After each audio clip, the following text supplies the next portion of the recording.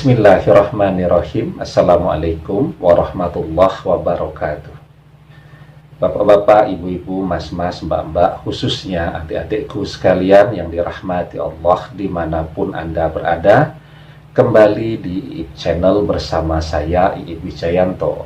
Kali ini kita akan membahas tema buat mantanmu plus ortunya menjilat jempol kakimu agar kamu bersedia kembali kepadanya. Ya, Anda harus tahu ya bahwa di dunia ini ada begitu banyak orang yang diperbudak oleh harta. Ya, jadi ketika dia memilih jodoh, sudah betul-betul tidak lagi mempertimbangkan misal ya tampilannya kira-kira membuat dia betah tidak berlama-lama. Ya, kadang-kadang bodinya gedenya seperti gorila, tampilannya serem, tetapi kaya, langsung terpikat, terpesona dan jatuh cinta. Jatuh cintanya bukan kepada orangnya, wong orangnya serem, kepribadiannya temperamental ya, tetapi dia jatuh cinta kepada mobilnya, kepada rumahnya, kepada depositonya dan seterusnya ya.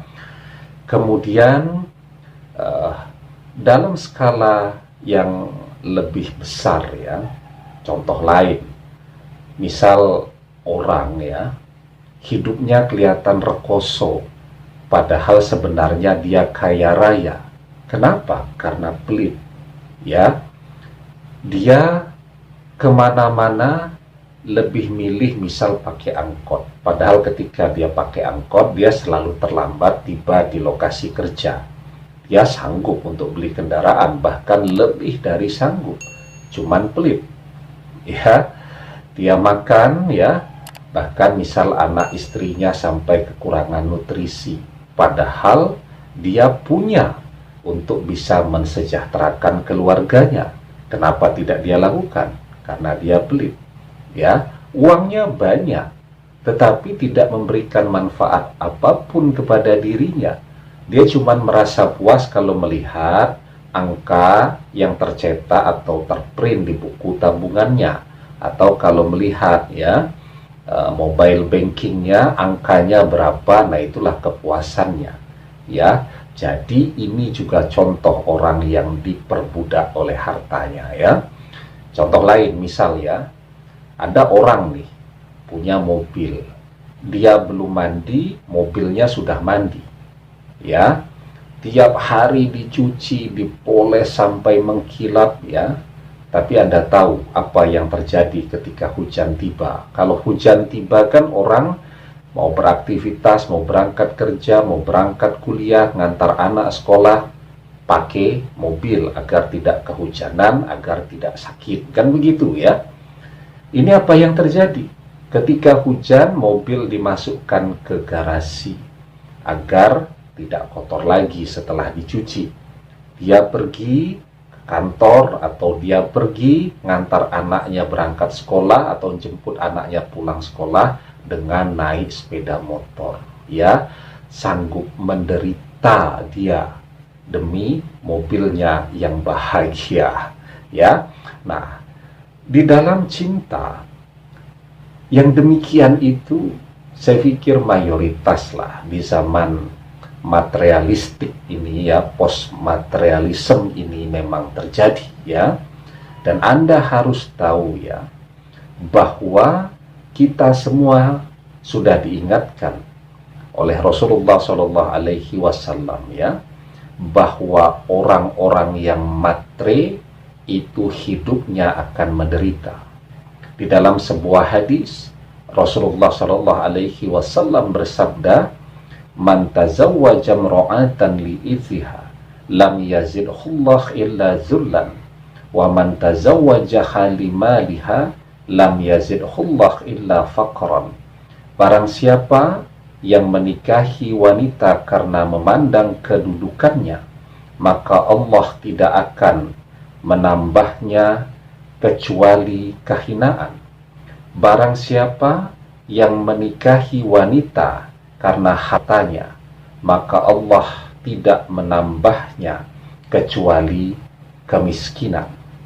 Ya, jadi hadis ini sebenarnya peringatan ya kepada kita semua.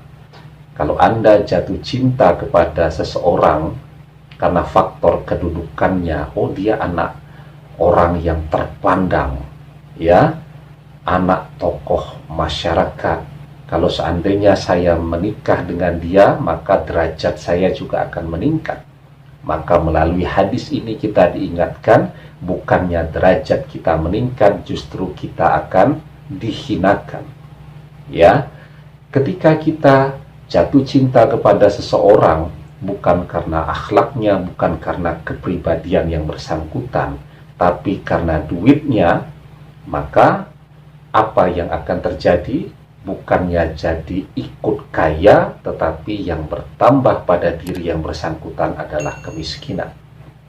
Ya, saya sebenarnya paling sedih untuk mengatakan ini ya, tetapi memang di zaman sekarang ini ya, ketika orang mau diajeni, mau dihargai, mau dihormati, mau tidak mau, dia memang harus punya harta yang banyak, yang berlimpah ruah. Kalau dia bukan anak orang kaya, tidak dapat warisan dari orang tuanya, ya kuncinya dia harus bekerja keras. Ya, dan mungkin dia tidak bisa jadi orang kaya dalam waktu setahun, 2 tahun.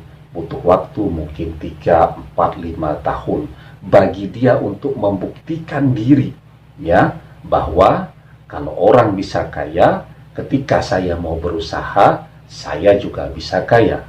Ya, kenapa demikian ya? Karena memang ada begitu banyak cinta yang tidak kemudian berakhir di pelaminan, ya. Ada begitu banyak cinta yang gagal bersanding di pelaminan karena faktor penolakan tidak memiliki harta tadi. Ya, kita berhadapan dengan para calon-calon mertua yang materainya luar biasa dan itu tersebar di mana-mana. Ya, saya sering berpikir tuh, kalau seandainya semua orang bisa menikah dengan orang yang dia cintai, maka perselingkuhan itu tidak akan ada. Kenapa terjadi perselingkuhan dan seterusnya tadi? Karena faktor orang digagalkan dan dihalang-halangi untuk menikah dengan orang yang dia cintai. Dan faktor terbesar karena faktor harta tadi. Kalau dia anak orang kaya atau dia sudah kaya, maka dia akan diterima. Tetapi kalau dia tidak punya apa-apa, maka dia akan ditolak. Ya, contoh nih, misal ada orang menikah dengan janda misal ya, anak 1. Ketika dia akan PDKT kepada mertuanya, melamar, apa yang ditanyakan kepada si anak yang sudah menjanda?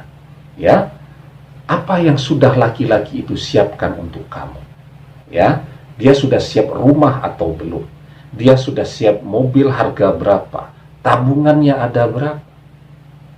Ya, padahal ini kan anak sudah janda.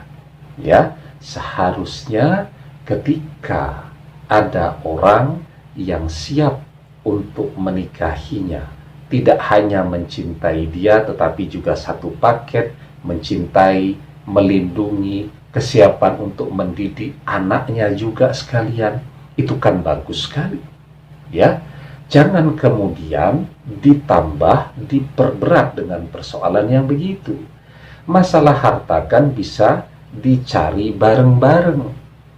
Ya, jadi menurut saya yang terbaik itu sebagai orang tua ya, ketika ada orang yang melamar ya, mau anak ini gadis atau janda, maka sejauh laki-laki yang datang melamar ini akhlaknya baik ya, dia seorang pekerja keras, kan jauh lebih baik kalau sekarang belum kaya, kemudian bersama-sama bekerja keras untuk menjadi orang kaya, daripada punya warisan banyak, anak orang kaya tidak bisa mengelola, 2 tahun warisannya habis.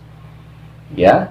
Nah, oleh karena itu ya, kalau Anda ingin mantan Anda dan orang tuanya datang kepada Anda, mencilat jempol Anda, ya, maka kuncinya memang sekarang Anda harus jadi orang kaya. Ya, Anda harus kerja keras, Anda harus membuktikan diri, ya, bahwa kalau orang lain bisa mencapai tingkat tersebut dengan kerja keras yang sungguh-sungguh diiringi dengan doa, Anda pun bisa melakukan hal yang sama. Ya, jadi ketika Anda dikhianati sekarang, bangkit, karena nasib Anda tidak akan berubah kecuali Anda sendiri yang memiliki inisiatif dan keinginan untuk mengubah nasib Anda. Ya, demikian, semoga bermanfaat. Wallahu a'lam bishawab, billahi taufik wal hidayah. Assalamualaikum warahmatullahi wabarakatuh.